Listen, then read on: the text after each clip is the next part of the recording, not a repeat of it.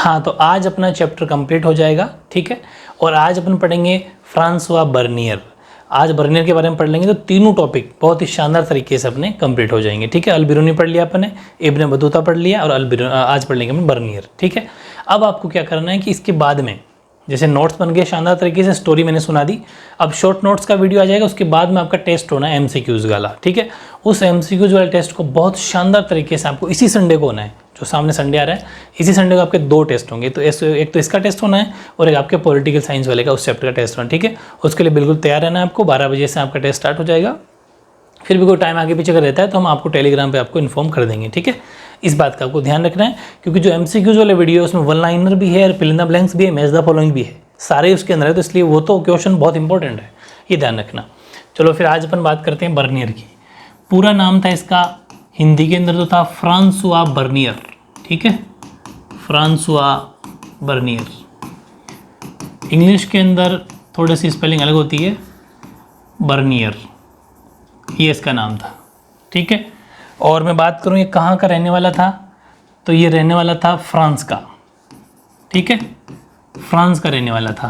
पहली बात तो ये, ठीक है, फ्रांस का रहने वाला था। और फिर ये जो बर्नियर है ये बहुत बड़ा पढ़ा लिखा, मतलब बहुत दिमागी था, बहुत चतुर था। और एक्चुअली ये भारत में जब आएगा ना तो कुछ अलग सोच के आएगा, क्योंकि इसके बारे में कहा जाता है कि ये राजनीतिज्ञ था। राजनीतिज्ञ, पूरी बात सुनना है ना, राजनीतिज्ञ का मतलब होता है पॉलिटिशियन था। ये पॉलिटिशियन था, ये एक फिलोसोफर था, ठीक है, मतलब दार्शनिक। पूरी इसकी अगर आप सोच की बात करेंगे तो बहुत तगड़ा इंसान था, तेज तराट फिलोसोफर था। और एक्चुअल में डॉक्टर था, चिकित्सक, ठीक है, ये डॉक्टर भी था। और फिर अगर मैं इसकी बात करूं तो इतिहासकार तो था ही था, ठीक है, इतिहासकार। इतिहासकार का मतलब हिस्टोरियन। तो इतनी सारी बातें इसके बारे में कही जाती है कि इतना चतुर था कि ये मतलब कि पॉलिटिशियन भी था, फिलोसोफर भी था, एक डॉक्टर तो था ही था और हिस्टोरियन था, ठीक है। फ्रांस का रहने वाला था। ये एक्चुअल में जब भारत में आया तो भारत में 12 साल तक रहा है। कब से कब तक रहा वो भी टाइम पीरियड आप लिख सकते हो, 1656 से लेके 1668 तक, ठीक है, 68 तक, लगभग 12 साल तक रहा, 12 वर्ष रहा। और वो भी मुग़ल दरबार में रहा, ठीक है, मुग़लों के दरबार में रहा। इंडिया के अंदर मुग़लों का राज था, यानी कि मुग़ल एम्पायर, वेरी इंपॉर्टेंट है। मुग़ल एम्पायर के अंदर ये रहा, मुग़ल एम्पायर बहुत बड़ी चीज़ है। और ये एक्चुअल में इस फ्रैग में आए थे क्योंकि दिमागी तो था ही, पॉलिटिशियन सब कुछ था, इसमें सारे गुण थे। इसलिए चाहता था कि मुग़लों के अंदर जाके वहाँ अपनी कोई एक जगह बना ली जाए। इसका प्लान तो और था कि अगर कोई कमज़ोर मिल जाएगा तो हो सकता है अपन वहाँ पर राज भी कर लें, लेकिन वो बात तो इसको नहीं मिली। लेकिन ये यहाँ मुग़लों के दरबारों में रहा 12 वर्ष तक, ठीक है। और अगर स्पेसिफिक अगर किसी मुग़ल उसका नाम पर लिखें तो शाहजहाँ का बड़ा बेटा था, शाहजहाँ का बेटा जिसका नाम था दारा शिकोह, ठीक है। ये दारा शिकोह के दरबार में रहा। जब दारा शिकोह मुग़ल था, मतलब राजा था, शासक था, तो दारा शिकोह के दरबार के अंदर ये डॉक्टर के रूप में काम किया इसने, ठीक है। ऐसा मान लो कि डॉक्टर था दारा शिकोह का, उसके दरबार में उसको सेवाएं देता था। ये अगर अपन स्पेसिफिक अगर नाम भी लिखें तो ये हो जाएगा मुग़ल दरबार। शाहजहाँ जो था उसका बेटा दारा शिकोह के ये डॉक्टर था यहाँ पर, ठीक है। 12 साल तक ये इंडिया के अंदर रहा। और ये एक्चुअल में इसकी जो बुक थी वेरी इंपॉर्टेंट, बहुत बार कॉम्पिटिटिव एग्जाम, बुक बोल दो चाहे ग्रंथ बोल दो एक ही बात है, ठीक है, बुक बोल दो चाहे ग्रंथ बोल दो, वेरी वेरी इंपॉर्टेंट है, जिसका नाम था travels in the Mughal empire. Mughal empire English और हिंदी सेम ही है, इंग्लिश वाले ऐसे लिख देंगे और हिंदी वाले travels in the Mughal empire, ठीक है, वेरी इंपॉर्टेंट है, travels in the Mughal empire, ये इसकी बुक का नाम था, ठीक है, वेरी फेमस। और ये जो बुक थी इतनी फेमस थी कि जब ये वापस फ्रांस लौटा तो फ्रांस जब ये गया ना तो वहाँ पर इसकी बुक का प्रकाशन भी हुआ अलग अलग लैंग्वेज के अंदर। वो लगभग 1670 से लेके 71 इस टाइम पीरियड के अंदर, हो सकता है पूछ लिया जाए कि travels in the Mughal empire जो बर्नियर की बुक थी या बर्नियर का ग्रंथ था वो फ्रांस के अंदर कब प्रकाशित हुआ, कब पब्लिश हुआ। तो ध्यान रखना 1670-71 के अंदर ये फ्रांस के अंदर ये बुक पब्लिश हुई थी। पब्लिश का मतलब तो समझते होंगे, पब्लिश का मतलब प्रकाशित, ठीक है, मतलब इसको छापा गया था, वो भी डिफरेंट लैंग्वेज में, मतलब अलग अलग भाषाओं में।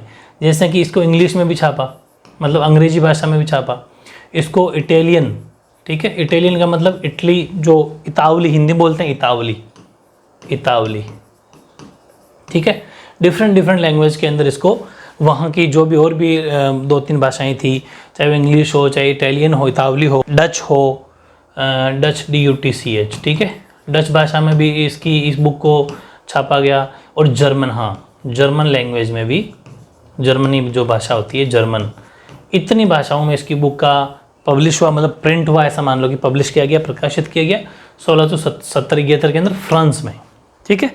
तो ये काफ़ी इंपॉर्टेंट, इसके बारे में कुछ फैक्ट है जो आपको लिखना है। भारत कब आया? 1656 से 68 तक, 12 वर्ष तक भारत में रहा। मुगलों से कॉन्टैक्ट रखा इसने, डायरेक्ट मुगल दरबार में रहा था। और इसके बारे में 3-4 बातें कही जाती है, वो भी लिख सकते हो। तो बहुत सारी इंपॉर्टेंट बातें थी। अब अपन ये देखेंगे कि जब ये भारत आया तो यहाँ पर किन किन, जैसे कि हर किसी ने कोई नारियल का बताया था, कोई पान का बताया, जैसे अपन बात की इब्न बतूता की, वैसे ये भी यहाँ पर आने के बाद में भारत की किन किन चीज़ों के बारे में बात करता है, वो थोड़ी अपन और चर्चा कर लेंगे। उसके बाद अपन चलेंगे नोट्स की तरफ, ठीक है। हाँ, अब इसकी सबसे मेन बात एक और है, वो क्या है? मैं आपको कुछ एक कोडवर्ड लिखता हूँ यहाँ पर। एक तो मैंने लिखा पूर्व, ठीक, यानी कि ईस्ट। इस बात से समझना, वेरी इंपॉर्टेंट क्वेश्चन भी तैयार किया मैंने इसके ऊपर, 100% मोस्ट एग्जाम के पॉइंट ऑफ व्यू से। पूर्व, और फिर बात करता हूँ एक पश्चिम, ठीक है, पश्चिम का मतलब वेस्ट। इस बात को समझना, ये क्या करता, पूर्व का मतलब इसकी नज़र में हो गया इंडिया, ठीक है, पूर्व का मतलब इंडिया यानी कि भारत। और पश्चिम क्या मतलब हो गया यूरोप, जहाँ का ये खुद रहने वाला था, ऐसा मान लो, ठीक है, यूरोप महाद्वीप का था, यूरोप और ये इंडिया यानी कि भारत। पूरी बात समझना, ये जो भी चीज़ ये इंडिया के अंदर देखता उसका डायरेक्ट कंपैरिजन करता यूरोप से। मतलब जो भी इंडिया की चीज़, कोई कुछ भी इंडिया के अंदर देखता उसकी तुलना करता यूरोप से, ठीक है, यानी कि कंपैरिजन करता। ये वेरी इंपॉर्टेंट चीज़ है। इस पर क्वेश्चन भी अपन देखेंगे अभी आगे, एक बहुत शानदार क्वेश्चन तैयार किया मैंने इसके ऊपर। तो ये इसकी पॉलिसी थी कि पूर्व की चीज़ कोई भी देखता उसको पश्चिम से तुलना करता, और हमेशा ये कोशिश करता है कि जो भारत की जो भी चीज़ है उसको हमेशा नीचा दिखाना, उसको दयनीय दिखाना। ये पता चला इसकी बुक से, जब इसकी बुक लिखी इसने, तो उसके अंदर भारतीयों को इसने बहुत ज़्यादा गरीब, दयनीय, बहुत मतलब वो दिखाया है, काफ़ी नीचा दिखाया अपने की तुलना में, हमेशा खुद से कंपेरिजन करता था ये, ठीक है। ये इसकी मेन पॉलिसी थी एक तो। फिर दूसरी पॉलिसी की अपन अगर बात करें तो ये यहाँ पर गरीब किसान की बात करता है। इंडिया के अंदर जो पुअर फार्मर है, ठीक है, उसकी भी इसने अपने उस बात की है बुक में, ठीक है। पुअर फार्मर की बात करता है ये, कि जो यहाँ का किसान है वो बहुत गरीब है, ठीक है, बहुत गरीब है, उसके पास में ज़मीन नहीं है, ज़मीन है तो मतलब कहता है ना कि बिल्कुल बंजर है, रेतीली है, और थोड़ी बहुत ज़मीन खेतीबाड़ी वो करता भी है, तो उसको वहाँ का जो शासक है वो ज़मीन मतलब उससे वो टैक्स वगैरह ले लेता है, तो बहुत गरीब दयनीय स्थिति है, यहाँ के किसान मर भी जाते हैं। ये भी इसने बात कही है। और एक इसने सबसे इम्पोर्टेंट बात ये कही है कि जो यहाँ पर मुग़लों का जो प्रशासन है, जो मुग़ल एडमिनिस्ट्रेशन है, उसके बारे में भी इसने बात कही है, मुग़ल एडमिनिस्ट्रेशन के बारे में, कि जो मुग़लों का एडमिनिस्ट्रेशन है वो भी बड़ा बेकार है, बहुत ही मतलब कहते हैं ना कि बहुत कारण इसका इसने ये बताया कि मुग़ल प्रशासन इतना ख़राब क्यों है। उसका मेन इसने रीज़न बताया कि यहाँ की बहुत ज़्यादा सड़कें ख़राब हैं, ज़मीनें ख़राब है, कीचड़ भरा है खेतों में, ये वो सब बातें। तो उसने एक बात कही थी कि इसका मेन कारण है कि खेतों को ये अपने खुद जो सरकार है, वहाँ की स्थानीय सरकार मान लो, चाहे मुग़ल खुद मान लो, क्योंकि उस टाइम मुग़लों का राज था, वो सरकार होती थी, तो ये अपने कंट्रोल में रखते थे ज़मीन को। कि इसने ये कहा बर्नियर ने कि अगर ज़मीन को प्राइवेट दे दिया जाए, लोगों को सौंप दिया जाए, तो वो अपनी ज़मीन को बहुत अच्छे से रखेंगे। और ये अपन को ही पता है कि जैसे अभी अपने पास ज़मीन है तो अपनी खुद की है, और वो अपना घर है, अपना खुद का है। वही अगर सरकार का हो और सरकार हमको दे दे कि आप इस पर काम करो, अपन उतना मन से नहीं करेंगे, अपन क्या सोचेंगे हमारा थोड़ी सरकार का है। वही वाली चीज़ है, खेतों की दुर्दशा हो रखी थी, सबकी हालत ख़राब थी, क्योंकि सब पर कंट्रोल इनका था। तो किसान ये सोचता कि मेरा क्या है, मेरा तो वैसे भी नहीं है, तो उतना ध्यान नहीं देता था। इसने ये मेन कारण भी बताया था जो अपन नोट्स के अंदर बात करेंगे। और फिर एक सबसे इम्पोर्टेंट बात ये भी बताता है, इसने यहाँ पर सती प्रथा देखी, ठीक है, और मेन सती प्रथा इसने ये देखी, छोटी सी बच्ची देखी इसने सती होते हुए देखी अपनी नज़र से।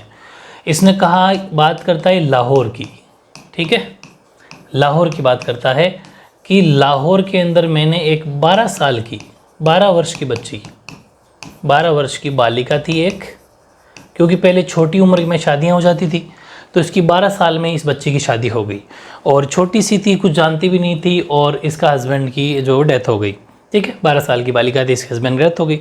तो उस टाइम पर सती प्रथा चालू थी, तो इस बालिका को ज़बरदस्ती 3-4 पंडित थे, 3-4 तो थे बोले पंडित, ठीक है, और एक महिला थी, ठीक है, ये सब मिलके इस बालिका को ज़बरदस्ती वहाँ पर इसको आग में मतलब जलाने के लिए ले जा रहे थे, ठीक है। हालांकि इसने ये भी लिखा है कि कुछ महिलाएं ऐसी थी अपनी इच्छा से सती हो जाती, वो चीज़ अलग थी, लेकिन इस बालिका को जो कुछ भी नहीं जानती थी, बहुत रो रही थी, बिलख रही थी, बुरी हालत थी इसकी, फिर भी इसको ज़बरदस्ती ले जाया गया, इसकी आंखों के सामने ले जाया गया और इसको वहाँ पर लकड़ियों के ऊपर जो इसके ऊपर आग लगानी थी उसके ऊपर बैठाया गया, हाथ पैर बांध दिए गए और फिर उस पर आग लगा दी। और ये जो हाथ पैर इसलिए बांधे ताकि हिल ना पाए, और ये लड़की जो है 12 साल की बालिका बिल्कुल कुछ भी नहीं जानती, मासूम सी, वो जल गई। इसने अपने आंखों से देखा, लेकिन प्रॉब्लम क्या थी, बोले मैं बोल नहीं पाया क्योंकि अकेला इंसान विदेश में यहाँ आया हुआ, तो यहाँ थोड़ी ना उसको मार दिया जाएगा। तो वही वाली चीज़ है, ये कुछ नहीं कर सका, लेकिन ये इस बात का भी अपनी बुक के अंदर इस बात को लिखता है कि जो कि बहुत ही ज़्यादा गलत बात थी, बहुत ही मतलब घोर, इससे बड़ा पाप नहीं हो सकता, ये भी इस बात ये इसके अंदर लिखता है। फिर एक बात ये और लिखता है, हालांकि देखो ये सिर्फ स्टोरी एग्जाम के पॉइंट ऑफ व्यू से कोई इंपॉर्टेंट नहीं है, ये सती प्रथा वाली थोड़ा सा नॉलेज होना चाहिए इस बुक में क्या क्या लिखता है, लेकिन अपन को पॉइंट का पता होना चाहिए, ठीक है। बाकी स्टोरी भले याद हो चाहे कोई बात नहीं। एक बात ये कश्मीर की भी करता है, ये कश्मीर की यात्रा पर इसको ले जाया जाता है, तो इसका बड़ा शानदार तरीके से वेलकम किया जाता है। ये कहता है कि मुझे मतलब दरी दी जाती है, तकिया दी जाता है और नींबू वगैरह भी दिए जाते हैं। ये यहाँ पर नींबू की बड़ी प्रशंसा करता है कि नींबू और सौंफ भी लेके जाता है अपने साथ में। ये कुछ बातें स्टोरी छोटी सी से कश्मीर जाता है, घोड़े पर घोड़े वगैरह लेके जाते हैं, सामान खूब सारा सामान होता है और इसको पूरी व्यवस्था दी जाती है। उन सब जितना भी तकिया गद्दा जो भी दरी इसको दी, उसको चमड़े के उस बैग में बांध के इसको दे दिया जाता है और ये वहाँ पर जाता है। तो ये छोटी सी स्टोरी को खास इंपॉर्टेंट नहीं है, कश्मीर वाली भी, वहाँ पर भी इसकी मतलब ये अपनी कुछ बातें लिखता है अपनी बुक में, ठीक है। तो ये कुछ बातें थी जो आपको छोटी मोटी ऐसी टू द पॉइंट लिख लेना चाहिए, ताकि इसके ऊपर आप स्टोरी दिमाग में आती रहेगी। कश्मीर आते ही दिमाग में स्टोरी याद आ जाएगी, फिर आपको सती प्रथा वाली बात याद आ जाएगी। ये सब बातें एक एक पॉइंट से आपको उसके ऊपर लिख सको, लेकिन स्टोरी अगर आपको याद हो, मेरे को ध्यान से आप सुन लोगे तो बहुत ईजी हो जाएगा। अब इस बर्नियर से रिलेटेड अपन सारी बातें कर लेते हैं कि क्या क्वेश्चन आपके एग्जाम में आ सकता है। सबसे इंपॉर्टेंट मैंने एक क्वेश्चन बनाया, एक, उसमें सब क्वेश्चन मर्ज है, इसलिए उसको ध्यान से समझ लो, उसके बाहर कुछ भी नहीं है। अच्छा, खूब सारे स्टूडेंट ये भी पूछ रहे थे कि ये नोट सफिशिएंट है। बिल्कुल नोट सफिशिएंट है, इन नोट्स के अलावा आपको कुछ पढ़ना ही नहीं है, बस आपको संडे वाला टेस्ट जरूर देना है, क्योंकि उसमें कोई छोटे मोटे जो वन लाइनर क्वेश्चन होता है फैक्ट वाले, वो उसमें आ जाएंगे, ठीक है। उसके बाहर कुछ भी नहीं है, बस इनको पढ़ लो डीपली, बिल्कुल एनसीईआरटी को जड़ खोद के लिखवाया गया है, ठीक है। हाँ, अब देखो नोट्स बहुत ईजी है, एक ही क्वेश्चन मैंने दिया, इसमें सब कुछ है, इसको बड़े ही ध्यान से आपको समझना, सब कुछ इसके अंदर है। फ्रांसवा बर्नियर द्वारा दी गई पूर्व और पश्चिम की तुलना, या फिर यही क्वेश्चन ऐसा आ सकता है बर्नियर द्वारा वर्णित भारतीय यात्रा वृत्तांत, या फिर ऐसा आ सकता है बर्नियर का जो ग्रंथ था ट्रेवल्स इन मुगल एम्पायर अपने गहन प्रेक्षण, आलोचनात्मक अंतर्दृष्टि तथा गहन चिंतन के लिए उल्लेखनीय है, व्याख्या कीजिए। Comparison east and west made by Bernier, या फिर Indian travelogue describe by Bernier, या फिर Bernier's book Travels in the Mughal Empire is notable for its deep observation, critical insight and deep reflection explain. कैसा भी क्वेश्चन आ सकता है ये, ठीक है, वेरी वेरी इंपॉर्टेंट है, वेरी इंपॉर्टेंट। मैंने इसको एक ही क्वेश्चन में ले लिया, पूरा 6-7 पॉइंट बनेंगे, वो इसी का आंसर है, पूरा का पूरा इसी का आंसर है। उन 6-7 वो पॉइंट नहीं है, वो 6-7 क्वेश्चन भी हो सकते हैं, उसको अलग अलग भी पूछेगा तो भी इसी में से आएगा, एक साथ पूछेगा तो भी इसी में से आएगा, ठीक है। नेक्स्ट देखते हैं अपन, ये था कि फ्रांसवा बर्नियर द्वारा दी गई पूर्व और पश्चिम की तुलना। ये तो आप हेडिंग लगा देंगे, अपन क्वेश्चन की डिमांड थी कि बर्नियर प्राय भारत में जो भी देखता था उसकी तुलना यूरोपीय स्थिति से करता था, यूरोपीय स्थिति से करता था, ठीक है, यूरोप की कंडीशन से करता था। यानी कि ये तो क्या हेडिंग हो गई कि what Bernier option saw in India compared in it with the European situation, ठीक है। फिर आगे लिखता है कि वह यूरोपीय संस्कृति की श्रेष्ठता का प्रबल समर्थक था। वो यूरोपियन जो कल्चर थी, संस्कृति, उसको हमेशा अच्छा दिखाना चाहता था, पक्का समर्थक था उसका, ठीक है। यानी कि he was a strong supporter of the superiority of European culture, ठीक है। उसकी पूरी सुपर मतलब कहते हैं ना कि उसका प्रबल समर्थक था, उसका यस करने वाला था, उसको अच्छा दिखाना चाहता था। और यूरोपीय स्थितियों के मुकाबले में वह भारत की स्थिति को दयनीय दिखाना चाहता था, ठीक है। He wanted to show the condition of India as pitiable in comparison to European conditions, ठीक है। और इसका यही कारण था कि लगभग प्रत्येक दृष्टांत, ये दृष्टांत है, दे यहाँ पर, ठीक है, ऐसे लिखा है वो, ऐसे, ठीक है, दृष्टांत। प्रत्येक दृष्टांत में बर्नियर जो भी लिखता है उससे पता भी चलता है भारत की स्थिति को यूरोप में हुए विकास की तुलना में दयनीय इसने बताया है, उस बुक से पता चलता है जो उसने लिखी, ठीक है। तो ये हो जाएगा। यहाँ से अपन लिखेंगे this is the reason why in almost every instance Bernier describe the condition of India pathetic in comparison to the development in Europe. उसको हमेशा दयनीय दिखाता भी है। तो बेहद ईजी है, ठीक है। नेक्स्ट अपन ले लेते हैं भूमि स्वामित्व का प्रश्न, क्वेश्चन ऑफ लैंड ओनरशिप। अगर इसकी अपन बात करें तो देखो बर्नियर ये कहता है, और ये मैंने आपको समझा भी दिया, कि किसानों से खेती आप करवाते हो, लेकिन मालिक कौन है? मालिक मुगल है। ये इसने यहाँ पर आके देखा तो किसान उतने मन से काम नहीं करते। किसान सोचते हैं कि अपने क्या यार कमा के देना है। तो मतलब वो चीज़ है कि भूमि स्वामित्व का प्रश्न इसके दिमाग में हमेशा खटकता था। बड़ा शानदार आंसर है, ध्यान रखना। ये कहता है ये जितने भी पॉइंट है ये इसने इसकी बुक का आंसर है। आपसे क्यों नहीं आ जाए कि जो उसने ग्रंथ लिखा the travels in the Mughal empire, उसमें क्या लिखता है तो भी यही आंसर आएगा, ठीक है। या फिर अलग अलग पूछ ले कि भूमि स्वामित्व प्रश्न इसके ऊपर वो क्या कहता है तो भी यही आंसर लिखना है, ये छोटा सा, ठीक है, ध्यान रखना। तो देखो बर्नियर के अनुसार भारत और यूरोप के बीच मूल डिफरेंस में से एक भारत में निजी भू स्वामित्व का अभाव मतलब प्राइवेट कोई था ही नहीं, सब कुछ सरकार के हाथ में था। निजी भू स्वामित्व कोई था ही नहीं, मतलब किसी को प्राइवेट जमीन थी, राजा के हाथ में था सब कुछ, ठीक है। यानी कि बर्नियर के अनुसार भूमि पर राजकीय स्वामित्व है। राजकीय स्वामित्व का मतलब हो गया पूरा सरकार का कंट्रोल था, राजकीय स्वामित्व था, सरकार का कंट्रोल था। उससे उसके निवासियों दोनों के लिए हानिकारक था। राज्य तथा उसके निवास में जो भी रहते उनके लिए जो कि बहुत हानिकारक था, क्योंकि सारा का सारा प्रॉफिट राजा के पास जाता था। उसका विचार था कि मुगल साम्राज्य में सम्राट समस्त भूमि का मालिक या स्वामी था, जो इसे अपने अमीरों में बांटता। अमीर मतलब ये एक पोस्ट है, जैसा कि अभी का सूबेदार मेजर मान लो, आर्मी के अंदर सूबेदार मेजर होता है, या फिर ऐसा मान लो कि इंस्पेक्टर होता है पुलिस में, वैसे उस टाइम का अमीर एक पोस्ट है, वो अपने अमीरों में बांट देता था, अमीरों को खुश करने के लिए उनमें दे देता था। इससे क्या हुआ कि अर्थव्यवस्था और समाज दोनों के लिए विनाशकारी परिणाम होते थे। ये मेन कारण बताता है, बहुत बड़ी चीज़ बताई इसने कि according to Bernier one of the fundamental difference between Mughal India and Europe, और 1 मार्क्स में क्वेश्चन भी आएगा, वेरी इंपॉर्टेंट है, कि मुगल और भारत, मुगल इंडिया और यूरोप, सॉरी मुगल इंडिया यानी कि मुगल भारत, या फिर इतना भी आ सकता है भारत और यूरोप में मेन एक डिफरेंस बर्नियर क्या बताता है? तो आंसर होगा भूमि स्वामित्व, यानी कि लैंड ओनरशिप। ये कारण है। यूरोप के अंदर ज़मीन जो है वो किसानों को दी हुई है, किसान उनके मालिक है, बस उससे टैक्स गवर्नमेंट लेती है, लेकिन कुछ परसेंट फिक्स करे हुए हैं। लेकिन आप यहाँ पर क्या कर रहे हो, एक तरीके से नौकरी की तरह से काम, किसानों से काम करवा रहे हो, जबकि ज़मीन के मालिक आप ही हो। ये मेन डिफरेंस है मुगल इंडिया के अंदर और यूरोप के अंदर। एग्जाम में आ सकता है 1 मार्क्स क्वेश्चन, ध्यान रखना। Was the lack of private property in land in the farmer. Private property बिल्कुल भी नहीं है। और he was firm, FIRM firm, believer in the virtues of private property and saw crown ownership of land as being harmful for both the state and its people. और जब राजा के पास सब कुछ माल जाएगा तो जनता के लिए भी नुकसानदायक है, उसके स्टेट के लिए भी, राज्य के लिए भी नुकसानदायक है। He thought that in the Mughal empire the empire on all the land and distributed it among his nobles. जो भी इसके होते थे उनको ये बांट देता था। And that this had disasters consequences for the economy and society, जो भी दोनों के लिए बहुत ज़्यादा नुकसानदायक था, ठीक है। स्क्रीनशॉट भी ले सकते हो आप। नेक्स्ट है किसानों की दयनीय दशा। ये भी वेरी इंपॉर्टेंट है, और ये तो होनी ही थी, किसानों के पास ज़मीन थी नहीं। बर्नियर के अनुसार ग्रामीण अंचलों में रहने वाले कृषकों की दशा बड़ी दयनीय थी, यहाँ खेती अच्छी नहीं थी, श्रमिकों के अभाव, मतलब लेबर का अभाव था, काम करने वाले लोग थे नहीं, इसलिए जो खेती योग्य भूमि थी वो भी ऐसी ही पड़ी रहती थी। ठीक है, कृषि विहीन रह जाता था कुछ भाग। कई श्रमिक गवर्नर के द्वारा किए गए अत्याचारों के कारण मौत के मुंह में चले जाते थे।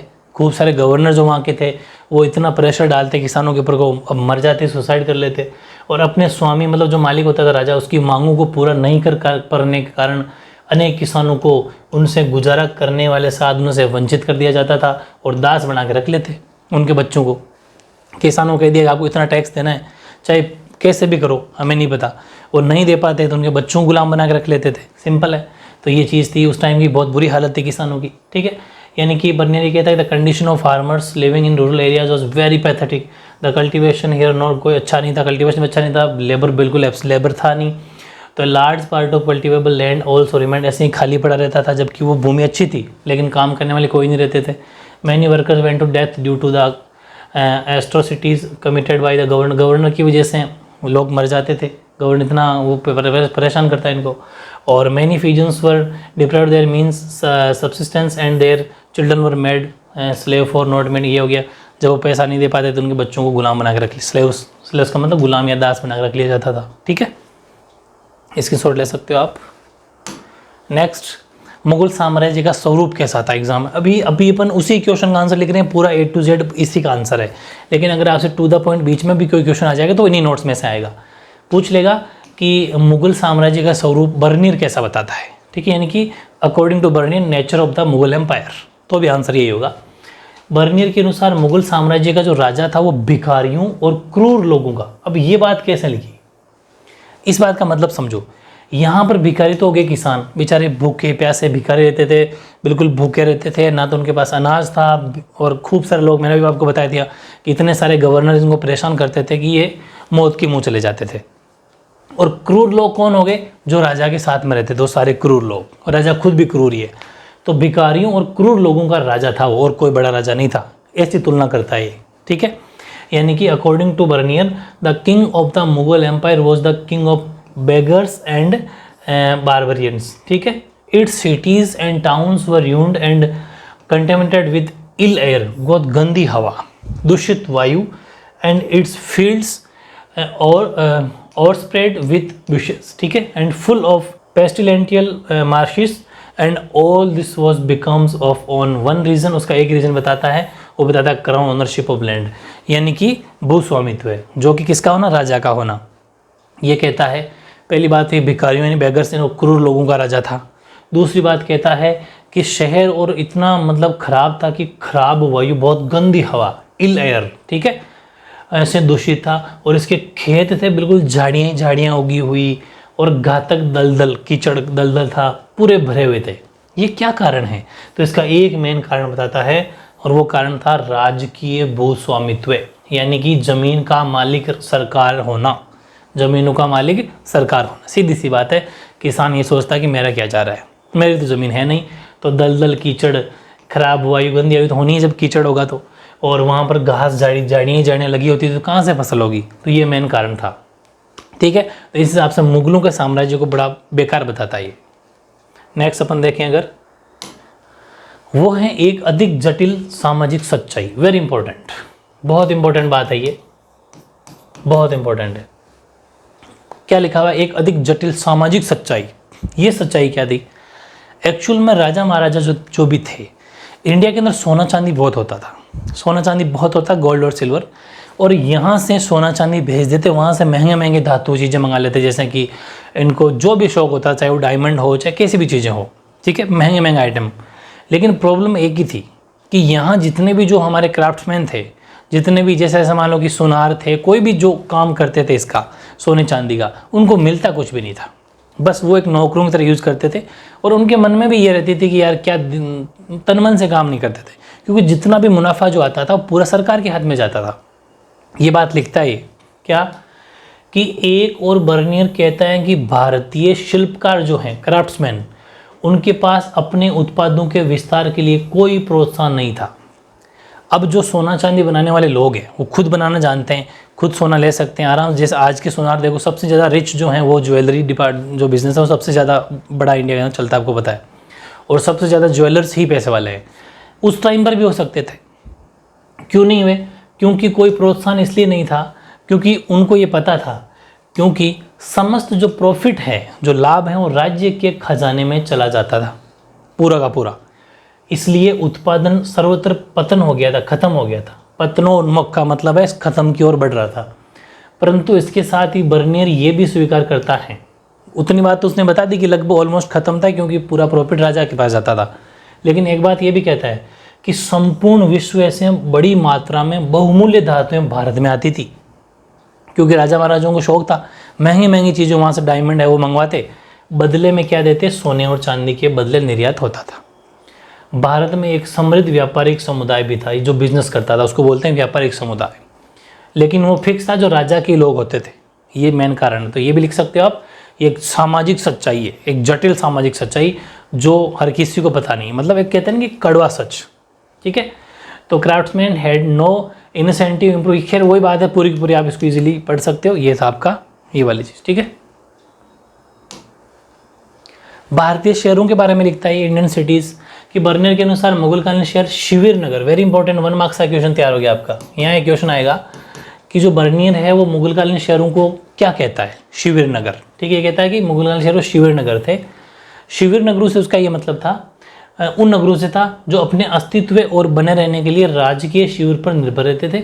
उसका विचार था कि ये नगर राजकीय दरबार के आगमन के साथ अस्तित्व में आते हैं और उसके अन्यत्र चले जाते हैं। जैसा होता है ना कि मेला लगना, जैसा मेला कभी कभी लगता है कि आज वहाँ मेला है, उस जगह मेला है, तो मेला जब होता है उसके आसपास में मार्केट भी लगता है। वैसे ही होता था जब राजकीय शिविर कोई होता था, जैसे कोई राजकीय दरबार कोई कहीं पर आता था, तब तो ये लग जाता, वरना नहीं लगता। इसलिए कहता है कि शिविर नगर।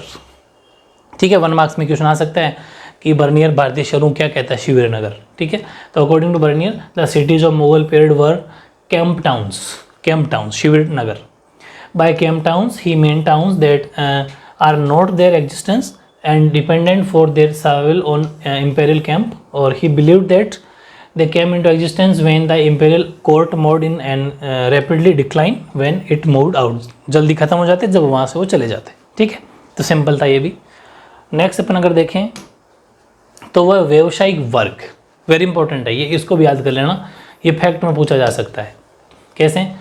मतलब प्रोफेशनल क्लासेस कौन कौन सी थी कि अन्य शहरी समूह व्यवसायिक वर्ग जैसे कि चिकित्सक उस टाइम पर कहते हैं हकीम या वैद्य, ये डॉक्टर होते थे। अध्यापक को पंडित बोल दो चाहे मुल्ला बोल दो। ठीक है, ये मुल्ला है नहीं है भाई, सिर्फ मुल्ला ही है। अधिवक्ता वकील होता था। चित्रकार हो गया, वस्तुविद हो गया, संगीतकार, सुलेख, ये सब हो गए। ठीक है, यानी कि other urban groups included professional classes such as physician, वो हकीम और वैद हो गया। टीचर्स, वो पंडित और मुल्ला हो गया, सॉरी।